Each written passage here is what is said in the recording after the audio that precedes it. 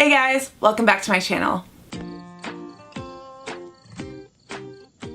So this video is basically for any of you who are planning your first time trip to Walt Disney World. Yay!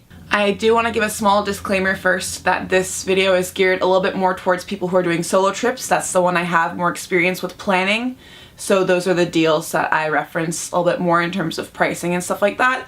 Not to say that you can't watch this if you're going with 2 or more people. It's just that sometimes there's other price deals available for, I know that sometimes Disney World does packages for groups of 4 and stuff like that, so I would look those up as well in addition to this video. So the first thing you're going to want to decide is whether you're going to stay at the Walt Disney World Resort or whether you're going to stay at a nearby hotel. Now this of course all depends on your price range, but I would also keep in mind that if you're going solo, safety-wise, it is of course much safer to just stay at the Walt Disney World Resort. That's what I do when I go alone. I just stay at one of the All-Stars or Pop Century, whatever's cheapest during my stay, because then I don't have to ever worry about going back late from the parks or leaving early or anything like that. I know it's a very safe resort and I feel very comfortable with traveling whenever I want alone. That being said, that might not be for everyone, and I have stayed at other hotels nearby. I've just usually gone with groups to those, but they're also very safe. I did just want to give the disclaimer though that I haven't gone and stayed at those alone. So if it's your first time ever at Walt Disney World and you're going alone, in terms of you feeling comfortable, it might be worth splurging on a Disney resort. So now I'm going to talk a little bit about the difference in prices. So when I do stay at a nearby hotel, I usually stay, well, it's usually a motel actually. I usually go on Groupon.com and I find the cheapest one there. I think the last one I stayed at was the Ramada in Kissimmee, which is about $33 a night.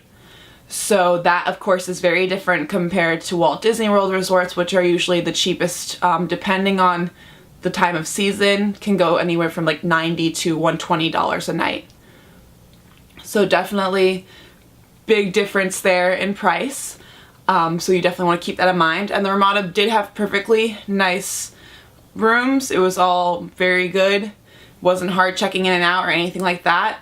Obviously, if you're planning on taking a day or 2 off and just hanging out at the hotel, Ramada's not really that. There's not much to do there and it's not that nice in terms of like spending the full day there. But in terms of coming in, conking out, and then going to the parks again, it totally gets the job done. So that right there is definitely a big difference in price. From what I saw on Groupon, that's the cheapest hotel that's there right now, and that's what the one I've stayed at. So I do recommend it. I will again say that I haven't stayed there alone before, but maybe one day I'll try that too.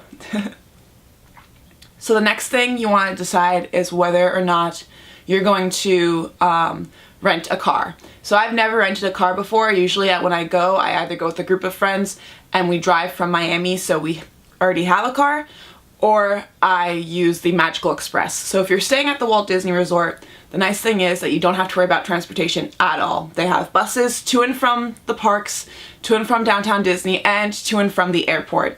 So they come and pick you up, they get your luggage for you, everything like that. Like they will, if you sign up ahead of time and give them all your information, they send you luggage tags that you put on your luggage, and then that way when you get off your flight, you don't even need to go get your luggage. They will get it for you and it will arrive at your hotel later, which is really nice, really convenient, of course. Now that being said, you can also rent a car. I would only recommend renting a car if you're staying at a hotel that's not Disney World, otherwise it's really not worth it in my opinion. Unless of course you're going to like Universal Studios or other parks as well. But besides that, I would recommend just using Disney World transportation. It's very reliable. I have very rarely had problems with it, if ever, and never with going to and from the airport. So if you are renting a car, from what I saw online, the cheapest is about like $18 a day for you to get a car. Keep in mind that you're also going to be paying for gas money and everything like that. So from what I saw, it might actually be more realistic to just Uber from the airport to the hotel. So I looked it up, and if you Uber from the hotel, if you Uber from the airport to Ramada, it's about $40. And then Ramada has its own shuttles to and from Disney World. This being said, I've never used their shuttles. I don't know how reliable they are. I don't know how often they come or anything like that. So it might be worth the extra convenience of just having your own car. Keep in mind though that if you're going to have your own car, you also have to pay for parking at Disney World. And parking at Disney World is about $22 a day. So that's obviously going to add up along with the $18 a day for the actual car itself. So it might make more sense, depending on how long you're staying, to just do an Uber to and from the airport and hotel and then just use their shuttle. Again, I haven't used their shuttle. I don't know how often they come, so you'd have to look into all of that. And this all being said, it may make more sense to just go ahead and rent a car, or it might make sense to just Uber on the occasional days that you need to get to and from the hotel or the park. I know some people that sometimes do that where they'll just Uber pool sometimes when they need to, because it's faster than waiting for a shuttle, or sometimes the shuttles will have ended for the day and they want to stay at the parks longer. So these are all options, but just keep in mind that there are going to be added expenses that you might want to plan for or budget a little bit more ahead of time. So overall, the staying at the Disney hotels are definitely more expensive. I do recommend it for a first time solo trip. I think there's something magical about getting to stay on site. It makes it a lot more convenient, it makes it a lot faster transportation wise, and the transportation is included, which is really nice. Again, different budget ranges make it hard to necessarily do that. That's why I haven't gotten to do solo trips as often, because of that extra added expense, but it is also definitely worth it to splurge on. That being said, there is something I recommend you splurging on more, which is going to bring me to step 2, buying the tickets. So again, this all depends on how long you're staying, but there's the option of either getting single park, single day, or park hoppers. Park hoppers, I highly recommend if you can splurge on that. That being said, you don't necessarily need it, and here's why I'm going to say that. I think that there is definitely enough to do a full day at each park. Like there's more than enough at each park to do that. So I don't think you would need to worry about like going to Magic Kingdom or going to Animal Kingdom for the day and getting bored by 2 p.m. Like I don't think that would happen. If there's a park that you're concerned that you would feel bored at in that sense, then maybe reconsider whether or not you want to even have that park as a day for your first trip. Like if you know that you're not going to want to do Hollywood Studios for more than 4 hours, maybe skip that one this time or something like that. But if you can do Park Hopper, it's definitely worth it, especially if you're staying for less than 4 days. If you're staying for less than 4 days, I would recommend Park Hopper, because then I would have you do Magic Kingdom a full day, Epcot and Magic Kingdom a second day, and then Animal Kingdom and Hollywood Studios for a third day. I wouldn't do it in that order because I always like to end with Magic Kingdom, but that's what I would recommend you do if it's 3 days or less. If you're gonna do 4 days though, you could easily do a park each day and just get single park, single day tickets, so that you're saving and not adding the park hopper option, and you get to see all the parks. So yeah. When it comes to food, this is one where I would recommend making sure that you are overestimating how much you're going to be spending, because food is definitely expensive.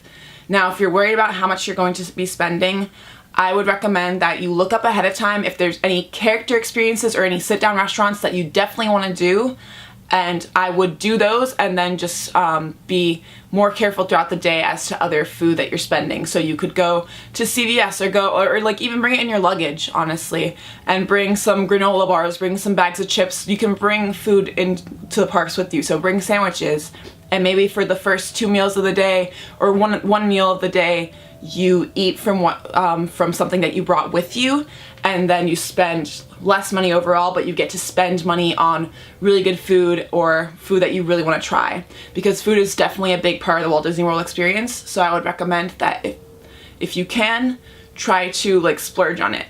And there's a lot of options that you can do things that are cheaper, like if you go to Be Our Guest, if you want to go to the restaurant, I would recommend going to lunch instead of going to dinner, because it's a lot cheaper. Or I would recommend snacking at different places instead of doing full sit-down meals all the time, sort of thing, because obviously if you're doing like character buffets every day, that's going to add up a lot more than if you're stopping at different places of Epcot.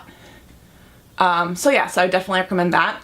Also, in terms of water, you can bring in water bottles with you to the park, or what I do is you can literally just go into any restaurant, obviously not like a signature dining restaurant where you need a reservation or something like that. Like you can't walk in to be our guests and be like, hey, can I have a cup of water? They're gonna say no.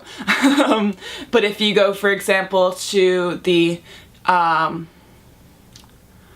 Auntie's Galaxy? Oh, yeah, I was right. If you go to Auntie's Galaxy, Galactic Galaxy, for example, or like any other quick service and ask for a cup of water or a cup of ice, which I don't know why you would ask for ice because you need to wait for it to melt, but then they will give you that water for free and then you're good. I would recommend that over any water fountains that there are there, not that there are too many, but yeah, that's a very easy way to get free water to make sure that you're hydrated throughout the day and not spending like $4 a bottle, which is normally what they charge, I think.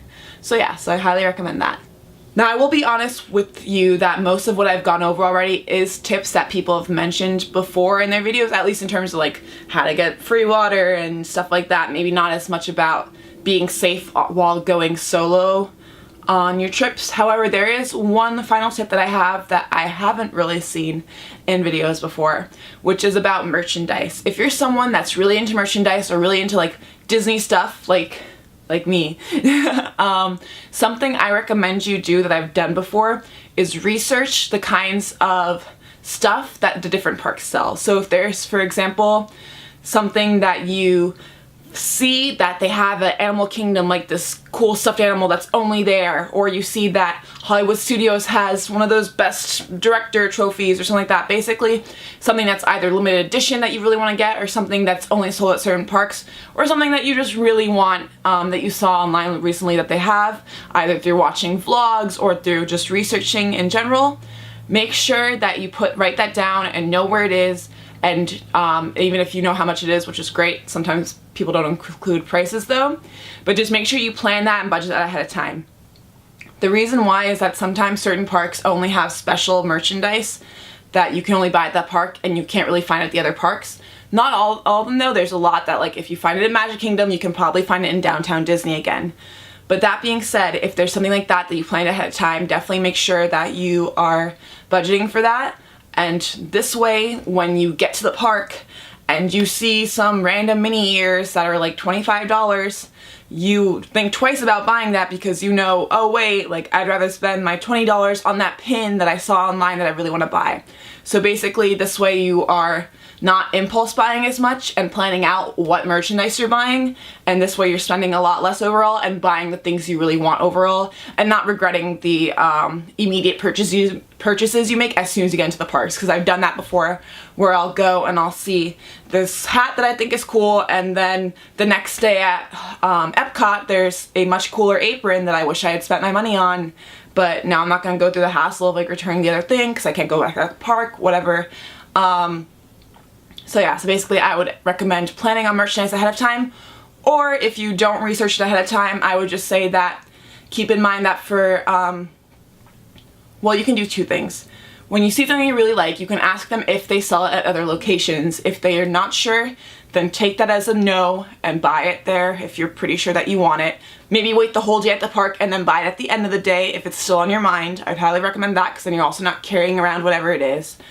And then also, most likely, if it's something that's at Magic Kingdom, it will most likely be at Downtown Disney. So if you see like a cool shirt at Magic Kingdom, ask to be sure, but they probably have it at Downtown Disney, in which case you can hold off and wait and then buy it on your last day or like the second to last day when you're still sure that you actually want it. And this way, you are just much more mindful of what you're spending on merchandise overall, because it definitely adds up really quickly, and we all want that souvenir shirt, but if you're gonna get just some random shirt and then really regret it halfway through, you're gonna be really sad about how much more you have to spend because of that. So yeah, those are all my tips. If you have any specific questions, please comment them down below.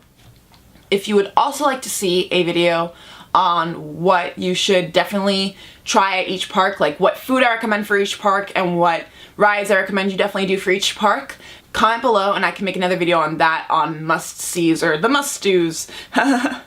Some people know what I'm referencing. If you know what I'm referencing, comment below. But yeah, so if you want a video on the must-sees or the must-dos of each of the parks and even Downtown Disney, please comment below. Also, I will give the disclaimer that I've never been to any of the water parks. And for first timers, you only have a limited amount of days that you can go. I don't recommend water parks on your first trip because water parks aren't that special in my opinion. I never thought they were worth spending a day on, but if you like water parks, then that's also up to you. But I will say that I don't know anything about that, so I'm sorry. But yeah, thanks guys, bye.